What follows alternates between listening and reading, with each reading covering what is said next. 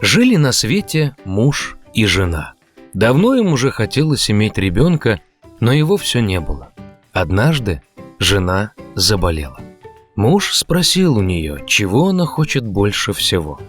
Жена ответила, что есть неподалеку великолепный сад, где растет много прекраснейших цветов. Там на грядке есть прекраснейший Рапунцель. Он на вид такой же свежий, такой зеленый, что ей страсть как хотелось отведать его. Но сад был обнесен высокой оградой, и никто не осмеливался входить в него, так как сад этот принадлежал одной колдунье. Она обладала большим могуществом, и все на свете боялись ее. Муж очень любил свою жену и решил достать для нее Рапунцель, чего бы ему это ни стоило. И вот перелез он в сумерках через каменную ограду в сад колдуньи, нарвал в торопях целую пригоршню зеленого Рапунцеля и принес его жене.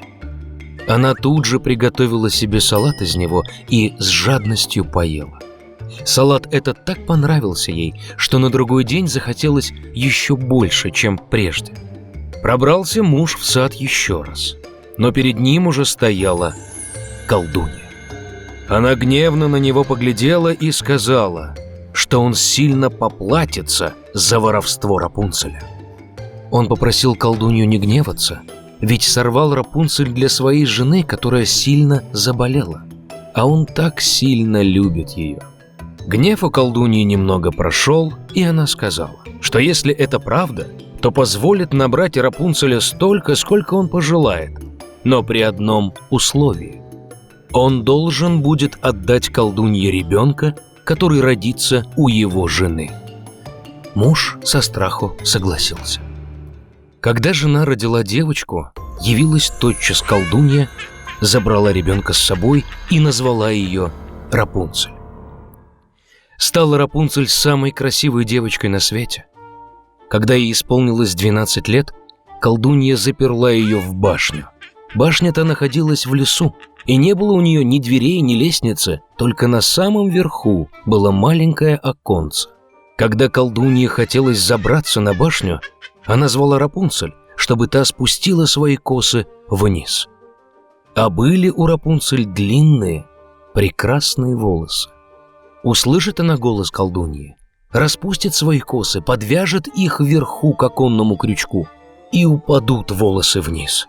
А колдунья взберется тогда наверх, уцепившись за них.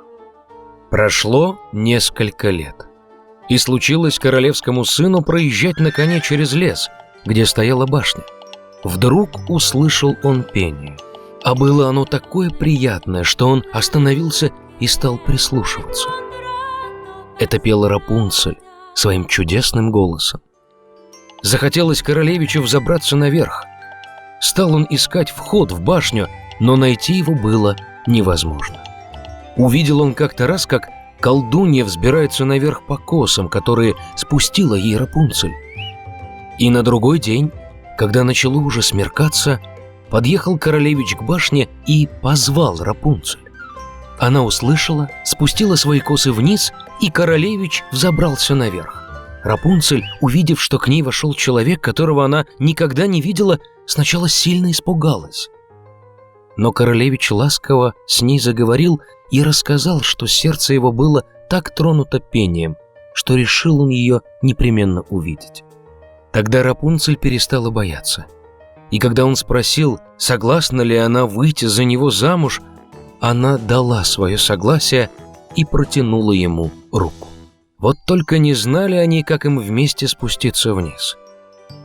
Придумали они, что когда королевич будет приходить, всякий раз будет брать с собой кусок шелка, а Рапунцель будет плести из него лесенку. И когда лесенка будет готова, они вместе спустятся по ней и уедут. Колдунья ничего не замечала, пока однажды Рапунцель не спросила, почему это королевича легче тащить вверх. Все поняла колдунья. Разгневалась и вцепилась в ярости в прекрасные волосы Рапунцель. Обмотала их несколько раз вокруг левой руки, правой схватила ножницы и отрезала их. Завела колдунья в густую чащу Рапунцель и спрятала ее там. Привязала она отрезанные косы к оконному крючку и когда явился королевич, спустила их вниз.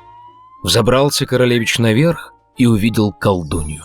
Она глянула на него своим злобным взглядом и сказала, что не видать ему Рапунцель никогда. Королевич был вне себя от горя и в отчаянии выпрыгнул из башни, но колючие шипы кустарника, на которые он упал, выкололи ему глаза. Бродил слепой королевич несколько лет в горе и печали по лесу. Все время горевал и плакал по потерянной им любимой. Зашел однажды он в густую чащу, вдруг услыхал королевич чье-то пение. Оно показалось ему таким знакомым, и он пошел навстречу. Когда он подошел ближе, то Рапунцель его узнала, бросилась к нему на шею и горько заплакала на радостях.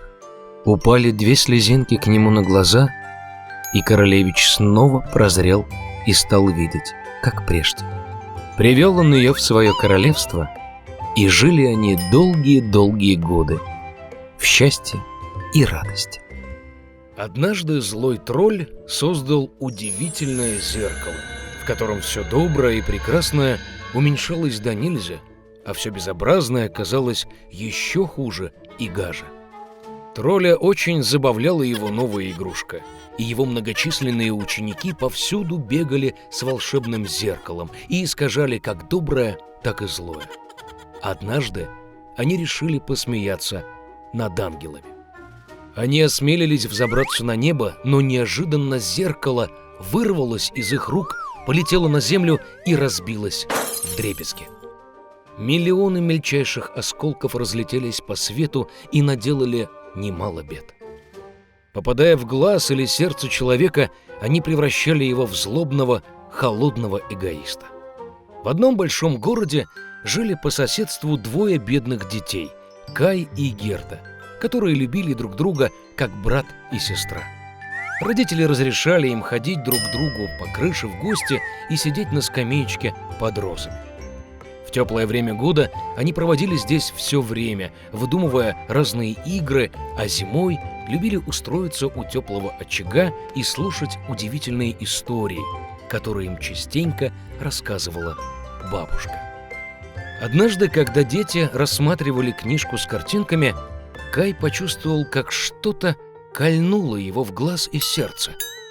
Это были осколки зеркала злого тролля. С тех пор поведение мальчика резко изменилось. Он стал злым, грубым и жестоким. Как-то раз Кай отправился кататься на санках и не вернулся. Когда Герда узнала об исчезновении Кая, она долго плакала. Но она была уверена, что Кай был жив, поэтому решила отправиться на его поиски. Долго шла Герда по лесам, по полям, и вот наткнулась она на чудный домик, утопавший в цветах. К ней вышла хозяйка. Это была старая-престарая волшебница в большой соломенной шляпе.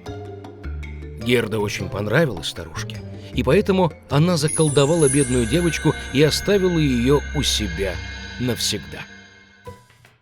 Герда позабыла о цели своего путешествия и много времени провела, играя в чудесном саду гостеприимной хозяйки. Однажды она случайно увидела розу и вспомнила Кая. И тут же, очнувшись от волшебства, отправилась в дорогу. По дороге Герда встретила большого умного ворона. Он рассказал девочке, что знает принцессу, которая собиралась выйти замуж, и ее жених очень был похож на Кая. Ворон согласился провести Герду к нему. Оказавшись во дворце, Герде удалось увидеть будущего принца. К сожалению, это был не Кай. Принцесса, выслушав грустную историю девочки, подарила ей золотую карету с кучером и слугами, а также башмаки, муфту и чудесное платье. И Герда отправилась в путь. В темном лесу сверкающая карета сразу бросилась в глаза разбойникам, которые тут же напали на нее. Маленькая разбойница, дочь атаманши, взяла Герду себе в плен. Она привела Герду в разбойничий замок, чтобы похвастать своим зверинцем, в котором были лесные голуби и северный олень из Лапландии. Услышав историю своей пленницы, маленькая разбойница пожалела ее и отпустила вместе с северным оленем на поиски Кая. Северный олень привез девочку к старухе-лапландке, которая отогрела и накормила измученную девочку. Она написала пару слов на сушеной треске своей приятельнице Финке, которая жила неподалеку от дворца Снежной Королевы, с просьбой помочь девочке. Она объяснила Герде, что причиной плохого поведения Кая стали осколки зеркала, что попали ему в сердце и глаза, и он никогда не станет прежним, если не растопить лед силой горячего любящего сердца. Ко двору Снежной Королевы Герда отправилась одна-одинешенька. Никто не смел приблизиться к дому могущественной повелительницы. Ей было очень холодно и страшно.